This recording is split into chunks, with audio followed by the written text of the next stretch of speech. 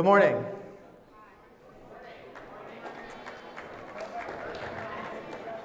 Before I start, I think it would be appropriate to acknowledge all of the work that has gone on to make this possible. So for the students who are here, you bought a ticket and you left class and you came and you sat in this auditorium.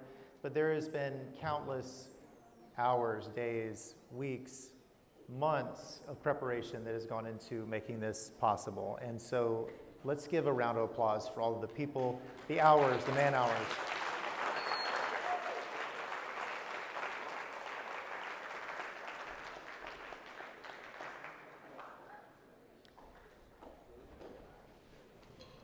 Thank you everyone for being here. My name is Jett.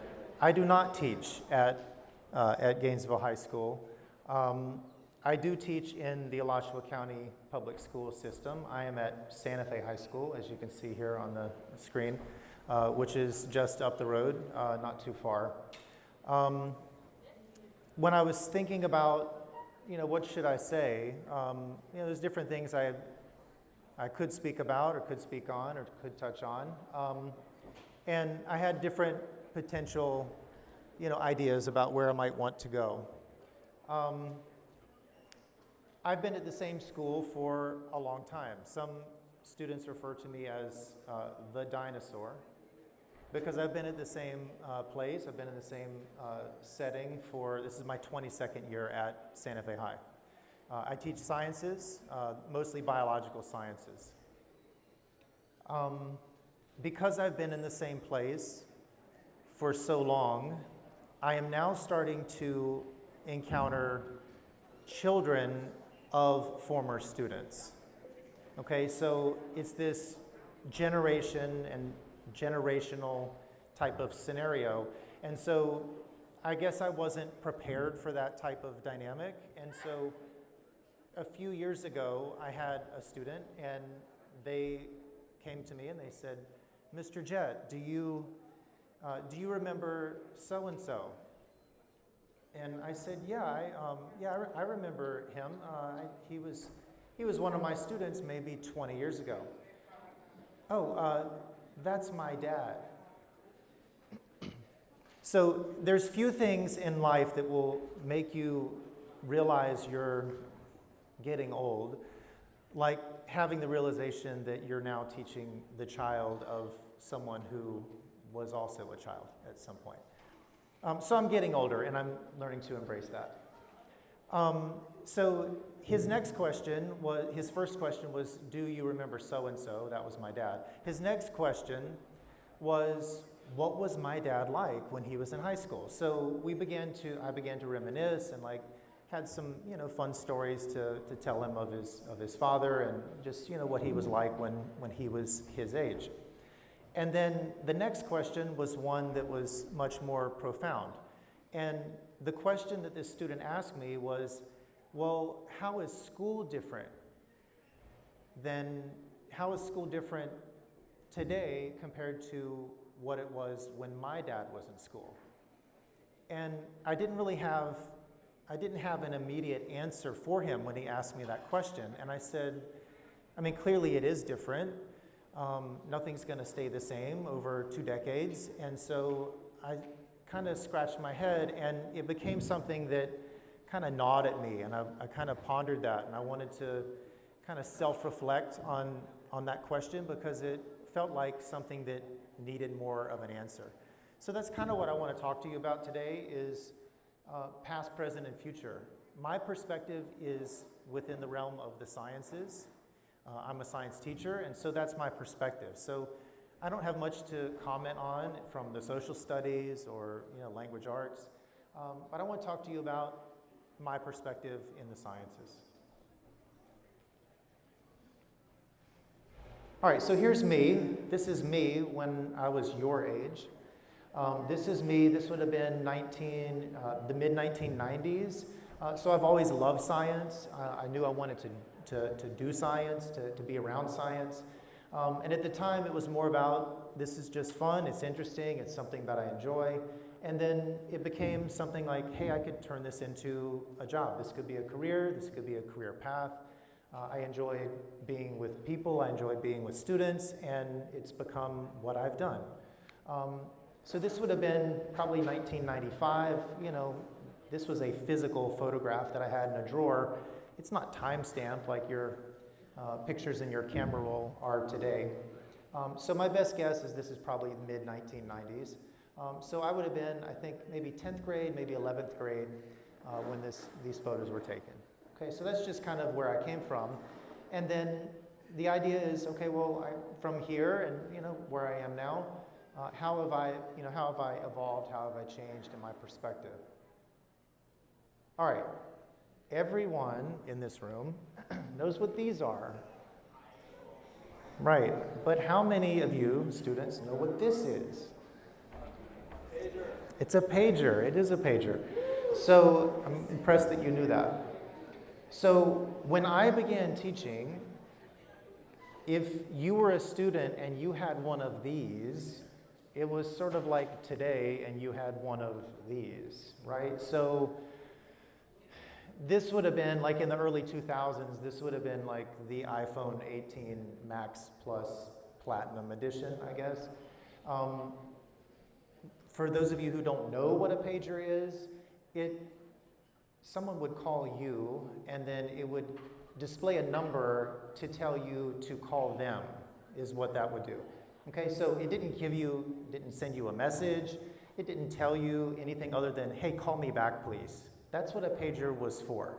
Okay, so when we talk about like what has changed over the last 20 years, that's one thing that has changed in the classroom, is this wasn't much of a distraction, right? Occasionally you would hear it beep in class, but there were no TikToks on this.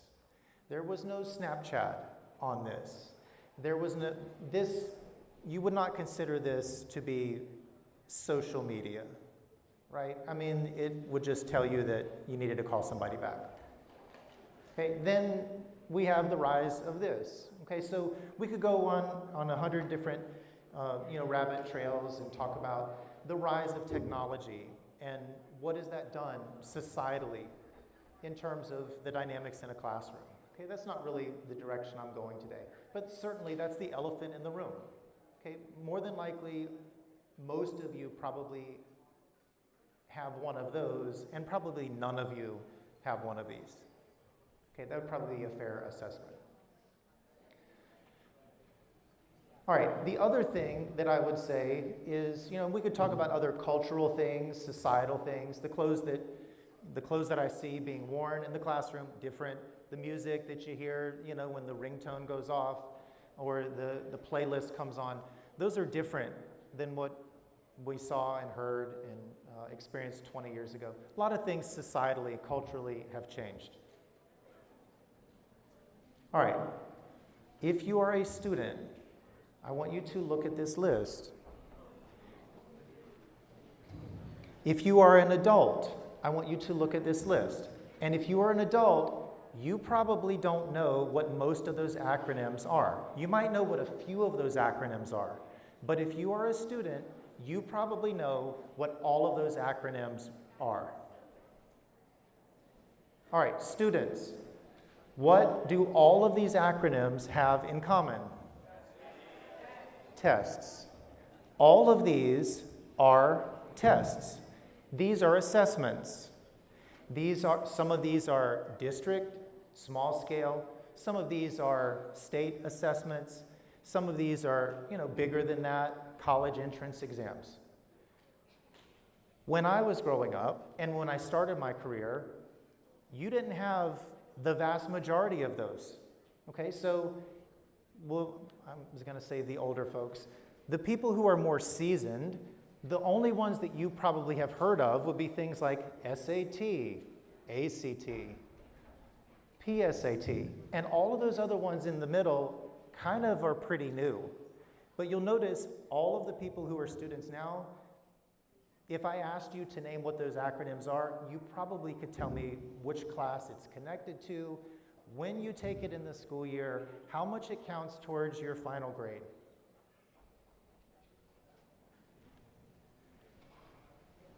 In my experience, the thing that I see that has changed the most in the last 20 years is how much students are assessed. How much you're tested, how often you sit for this exam, this assessment, how often you are put through the gauntlet of exams. And out of everything I could make comments of in terms of education, the biggest thing that, in my opinion, where education misses the boat is we test too much. They force you to test too much.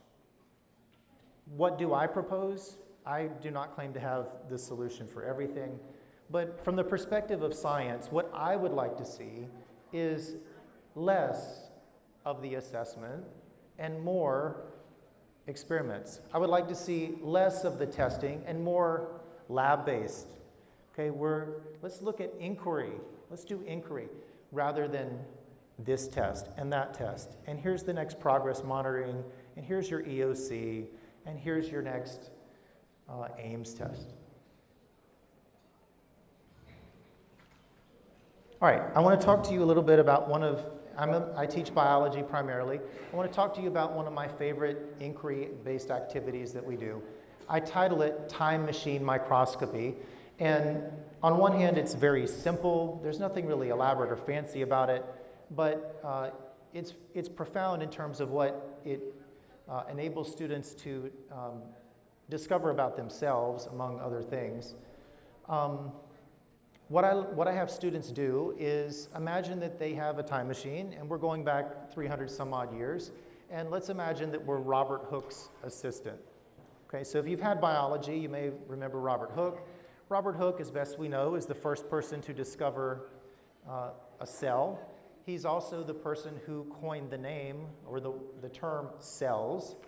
And as best we know, this would have been the first kind of image that anyone had seen of cells. Okay, the first thing under the microscope, and this is kind of a diagram of kind of his tool that he used, would have been of cork cells. Okay, nothing really exciting about them. They weren't moving around. These were just dead plant cells. And so when we do this lab, we kind of have two parts. The first part is I give students cork, and I say, okay, I want you to make a slide, and I want you to observe it. And then the challenge is, okay, let's say that you're in 1665, and you're with Robert Hooke, and you see this for the first time, and no one else on planet Earth has ever seen these things, and you get the opportunity to name these. And the word that you select from now until forever is going to be in biology textbooks. Okay, Robert Hooke chose the word cells, and in every biology textbook you see cells. So I have students do this, and they make their own slides, and they look, and it looks exactly like what you see here. And then I have them brainstorm, what would you call it? But you can't use the word cell. All right, so here's some of the things. Here are some of the different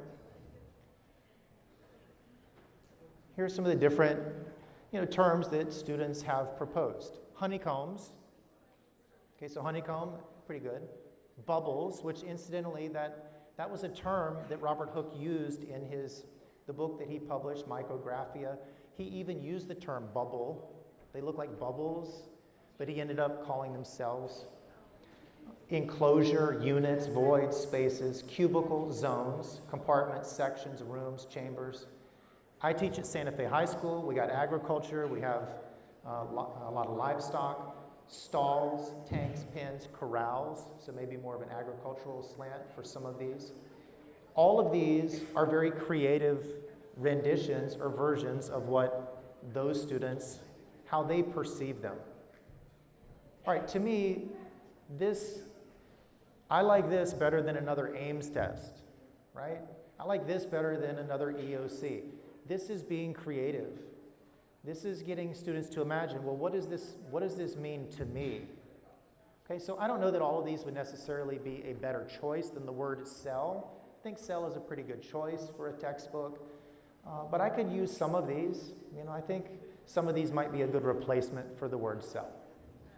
All right, the next part is we go to, and trust me, I've heard this man's name pronounced about 100 different ways, so usually we just end up abbreviate it to AVL. We're going to talk about AVL.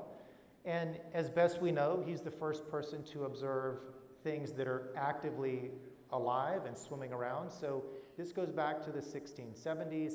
He looked at drop of pond water, and to his surprise, there are things swimming around in it. Okay, he used the term animalcules to describe what he saw, and these are some kind of sketches of what he observed. Some of these truly are animals, but many of them would be considered protists. And basically what we do in this lab is students recreate what AVL did. Okay, here's a drop of pond water, and then we go on this protist hunt. We look for what's in this drop of pond water. All right, to do this, we use iNaturalist. You may or may not be familiar with this, but it's a great repository for species identification. You can also use Google Lens, works well, but especially for things that are microscopic, I found that iNaturalist tends to be a little bit more accurate. And what it does is it helps you quickly identify, okay, well, what am I seeing here? Okay, there are several things that we typically always expect to find, but there are, without fail, will always be new things, like, wow, I've never seen this before. And then we go to iNaturalist, and we usually can sort through it and eventually find, okay, here's what species we're actually looking at. All right, to me, this is way better than an EOC. Okay, this is way better than a progress monitoring or a district common assessment, in my opinion. All right, I want to tell you I'm going to tell you about our class pet. So this is our class pet. This is Eugenia, and I've not mispronounced that. So there is a protist, and the name of this protist is Euglena with the letter L. And I want to tell you a story about one of my students. We'll describe this person as a challenging kind of student. And this challenging student I had just really gravitated towards what we were doing with the microscope. And they just really enjoyed the tedious nature of it. They just had a real skill they just were very skilled, and they were having lots of success. And so they knew that one of my favorite protists was Euglena, and we had talked about Euglena. Incidentally, this image, which is not showing up very great, is not really Euglena. It's a closely related species. They're in the same phylum, but it's a slightly different species. All right, so anyhow, we're doing this, and basically what I'd done is the challenge was there were bonus points up for grabs if you could find one of two things. If you could find Euglena, you could get bonus points. Euglena was one of them, and if you could find a paramecium. Okay, and these were paramecium a little bit more common, both of which are these unicellular, pretty common freshwater species. All right, so we're in class, and this one challenging student really into what we're doing for the day, and trying their best to find at least one of these two things. And all of a sudden and I can't repeat how they phrase this, but Mr. Jett, I found it. And then there were some choice words in there. And I said, well, what did you find? I found Eugenia. And I said, well, who's Eugenia? I thought this was early in the year, so I was still trying to remember all of the names of students in class. I thought this person was referring to a new student. I said, who's Eugenia? That protist that you love, Eugenia. Remember you love that protist, Eugenia? I said, oh, you mean Euglena. So at that point, we got this image. We took this digital photo of Eugenia, and Eugenia is now our class pet. Isn't Eugenia? Isn't she cute? Eugenia. All right, this Eugenia, not Euglena, to me represents the antithesis of that mindset of test and another test, and let's add another test on top of that. Because this student who couldn't care less about how they did on that district common assessment, or how they did on the EOC, or how they were going to do on the PSAT, or how they were going to do on the Ames test was super passionate about what I asked them to do when it came time to, hey, can we get in a time machine and try to recreate something that happened 350 years ago? To me, this is something that the sciences have to their advantage that most other subject areas do not. Most subject areas don't have the built-in, baked-in possibility of inquiry, okay? I mean, no offense to other subject areas, but I don't see you being able to do this in the language arts. I don't see you being able to have as many opportunities like this in the social studies. And nothing against those subject areas. I just think you'd have to have more creativity to find ways to make that possible. But the sciences have it baked in. Everything you do in science has an element of curiosity and creativity and inquiry. So this is Eugenia, and I wanted to introduce her to you. And I think that what Eugenia represents is really the opposite of what education has tended to try to offer as the solution to student learning. To me, more tests do not necessarily equate to stronger student achievement. I think more experiments, more opportunities for inquiry, that is the path and that is the direction that education should be moving in. And Eugenia, to me, is what represents a good example of that in my classroom. Thank you for your time. That's all I have for today. Thank you.